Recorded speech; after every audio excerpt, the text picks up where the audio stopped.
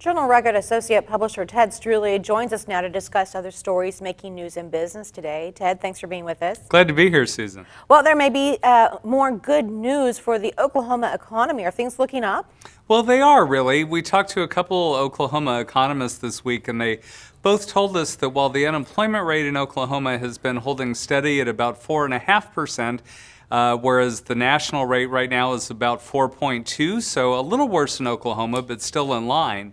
The good news in it was that private sector employment wages have been steadily rising since about the middle of 2016.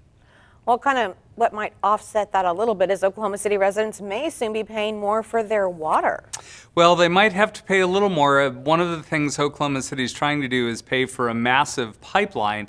The rate increase they're talking about is just about a little over $3 a month for residential service, but commercial users would pay a lot more. For example, if you're a large hospital, your bill might go up as much as $1,500 a month or so. An apartment complex might find itself paying an extra $325, $330 a month. Okay. Well, it looks like there's been a shift in the practice of small business loans. What's happening in that arena?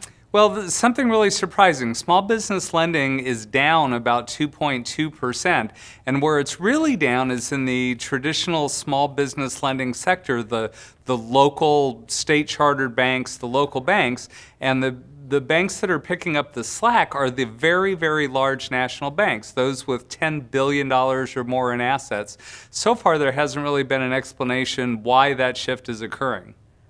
Nurse practitioners are getting caught in a drug dilemma. What's the story there? Well, this is really all about the opioids crisis, and nurse practitioners are no longer allowed to prescribe a lot of opiates, including hydrocodone.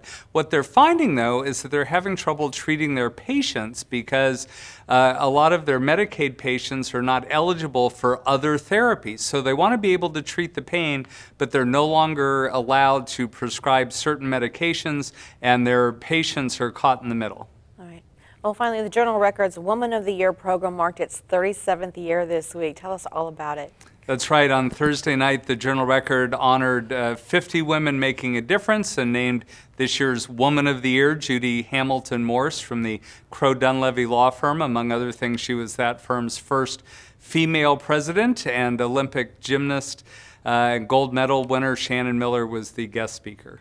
All right. It's inspiring women all throughout Oklahoma. I'm glad you guys are honoring them. And finally, Ted, what are you working on for next week? You know, Tuesday is the annual Governor's Water Conference. We'll be there and cover that in depth. All right. Ted Struley with the Journal Record. Thank you so much for being with us. My pleasure as always.